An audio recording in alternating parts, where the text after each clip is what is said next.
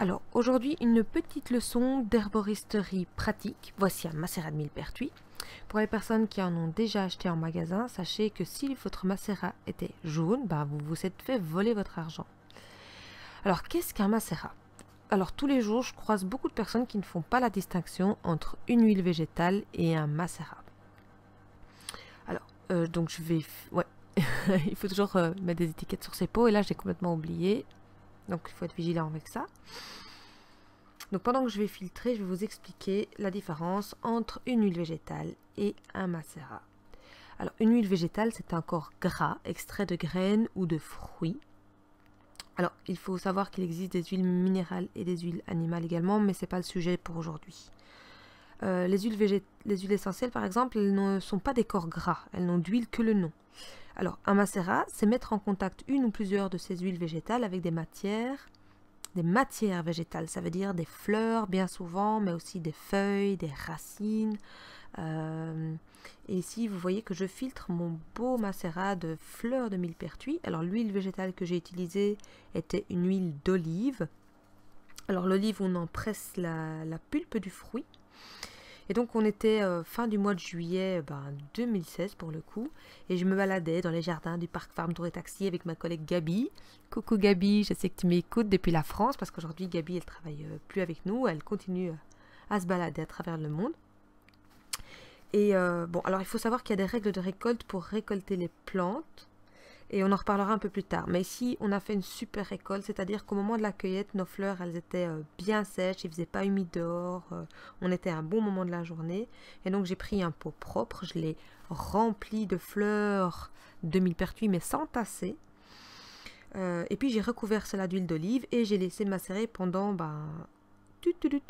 pendant 3 mois, alors en secouant tous les 2 ou 3 jours mon macérat. Normalement, au bout de 6 semaines, on doit filtrer quand même. Mais voilà, moi j'ai un petit peu tardé parce que je voulais vraiment filmer ça. Alors vous voyez que j'ai exprimé, j'ai appuyé sur mes fleurs pour sortir toute l'huile.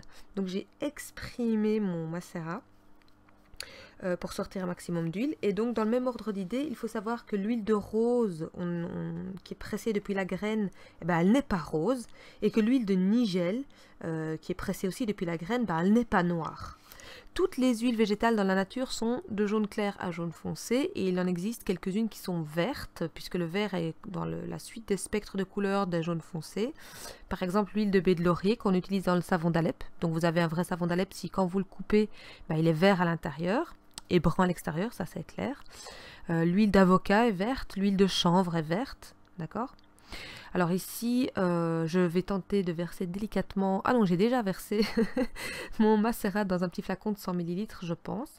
Et je vais ajouter du huile essentielle pour obtenir une huile de massage contre les douleurs musculaires et articulaires. Il faut savoir que le macérat de millepertuis est connu depuis la nuit des temps chez les herboristes pour être anti-inflammatoire.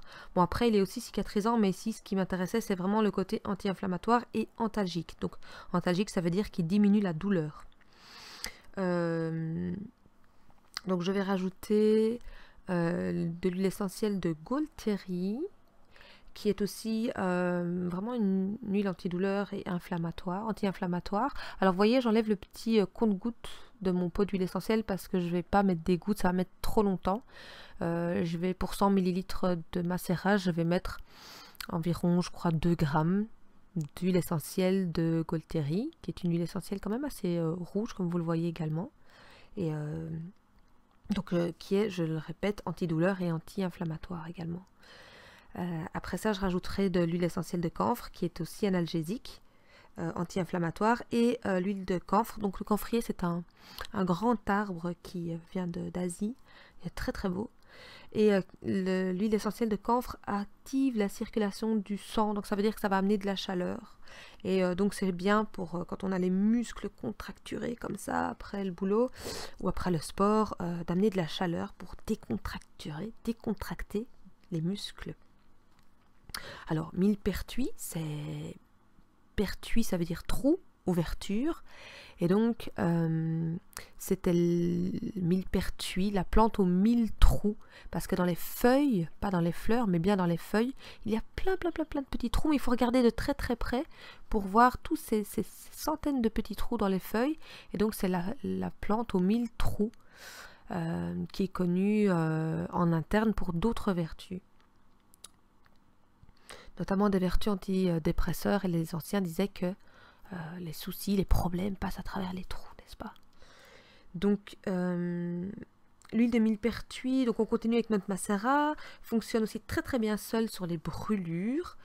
Comme tous les remèdes naturels, il faut répéter les applications pour bien soigner sa brûlure. Donc on va en mettre régulièrement, ça peut être toutes les heures sur une brûlure, toutes les 2 heures, voir un petit peu comment ça évolue, puisque l'herboristerie, c'est prendre de l'autonomie dans sa santé.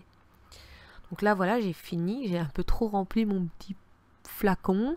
Je le referme. Je vais esponger le tout, ranger mon établi de travail, bien secouer, puisque mes huiles essentielles, elles ne sont pas en contact avec toute la matière. Et donc, j'espère que cette petite vidéo vous a plu. Je vais vous quitter sur une photo de fleurs de millepertuis qui est extraordinaire, qui n'est pas de moi. Et je vous dis à très bientôt. En fait, c'est une vidéo par mois, donc à dans un mois, les amis.